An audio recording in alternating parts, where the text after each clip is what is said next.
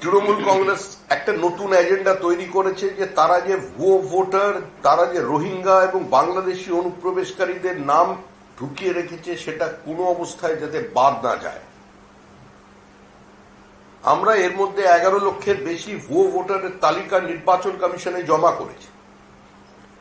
তৃণমূল কংগ্রেসের ঘোষিত এজেন্ডা হচ্ছে, মানে তাদের নেতারা প্রকাশ্যে আপনাদের ক্যামেরার সামনে দাঁড়িয়ে বক্তৃতা করে বলেছেন একজন বাংলাদেশির নামও যেন ভোটার তালিকার বাইরে না থাকে।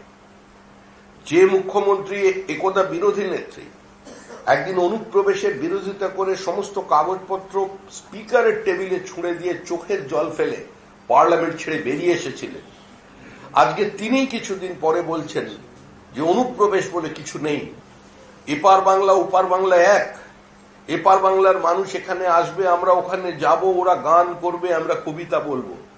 কিন্তু আজকে যে সমস্ত সিলেক্টিভ প্রতিবাদী বিভিন্ন জায়গায় ভারতবর্ষের কয়েকটি বিচ্ছিন্ন ঘটনাকে কেন্দ্র করে মোমবাতির মিছিল বার করেন, প্রতিবাদ করেন, বিভিন্ন সময় মানবাধিকার কর্মী হিসেবে, কখনো চিত্রশিল্পী হিসেবে, কখনো সমাজ সচেতক হিসেবে, ব্যক্তি হিসেবে দূরদর্শনের পর্দায় সন্ধ্যাবেলায় রাজনৈতিক রূপচর্চায় ব্যস্ত থাকেন, তারা কিন্তু বাংলাদেশের এই চরম অত্যাচারের সময় যখন মানবাধিকার চূড়ান্তভাবে সেখানে লঙ্ঘিত হয়েছে, যখন জোর করে বিয়ে করা হচ্ছে, ধর্মান্তকরণ করা হচ্ছে, যখন রাজনৈতিক দল কমিউনিস্ট পার্টি ও বাংলাদেশের নেতাকে গুলি করা হচ্ছে, বা যখন হিন্দু মন্দিরগুলোকে একটার পর একটা ধ্বংস করা হচ্ছে, মনেস্ট্রি ধ্বংস করা হচ্ছে, চার্চ ভেঙে ফেলা হচ্ছে, এবং বাংলাদেশের যে সুশীল সমাজ আছেন, যারা মুক্ত মনের মানুষ আছেন,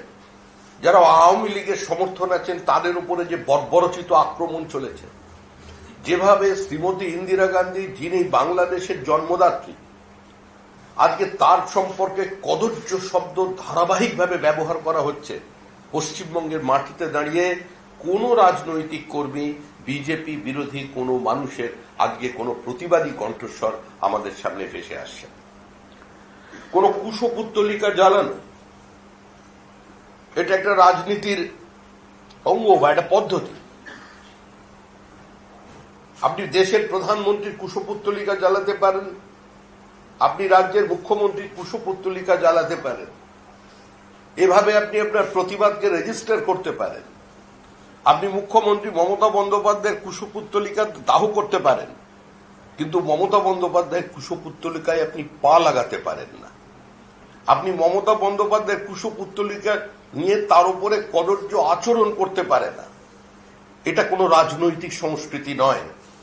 আজকে যখন শ্রীমতী গান্ধীর কুশপুত্তলিকার ওপরে থুতু ফেলা হচ্ছে দাঁড়িয়ে, আজকে এটা কোন সংস্কৃতি?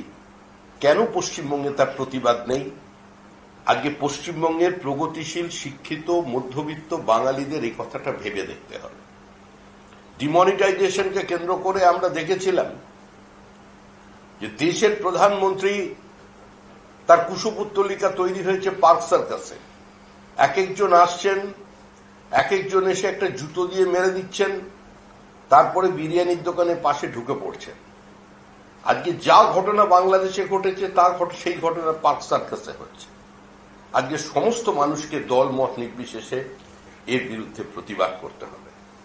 এই রাজ্যে এই মুহূর্তে গণতান্ত্রিক ব্যবস্থা ভেঙে পড়েছে, সাংবাদিক আক্রান্ত, সংবাদ মাধ্যম আক্রান্ত, বিচার ব্যবস্থা আক্রান্ত, মানুষের প্রত্যেকটা গণতান্ত্রিক অধিকারকে কার্যত বাজেয়াপ্ত করেছে তৃণমূল কংগ্রেস।